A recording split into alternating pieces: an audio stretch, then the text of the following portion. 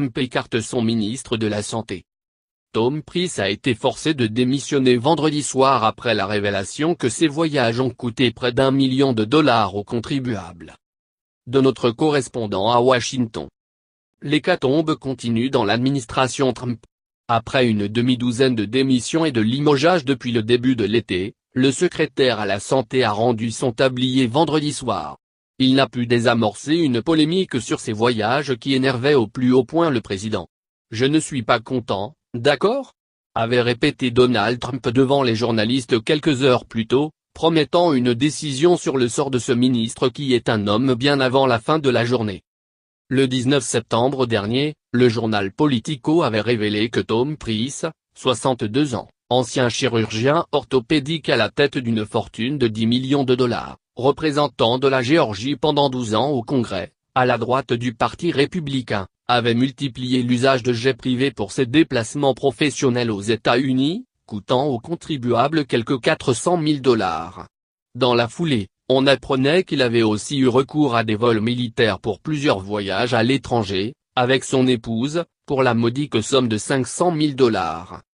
Confronté à cette facture salée de près d'1 million de dollars, Price s'est excusé, a promis de ne plus recommencer et a offert de rembourser au Trésor public 51 887 dollars, estimation du prix de son siège sur les vols privés. Un peu court pour désamorcer la polémique et apaiser le président. « Je n'aime pas l'image que ça projette », a souligné Donald Trump, conscient du décalage avec sa promesse de nettoyer le marécage, formule désignant les petits avantages entre privilégiés qui corrompraient Washington. Le 6 juin dernier, Price avait loué un jet pour Nashville, aller-retour dans la journée au prix de 17 760 dollars, contre 202 dollars dans le commerce. En finir avec cette distraction.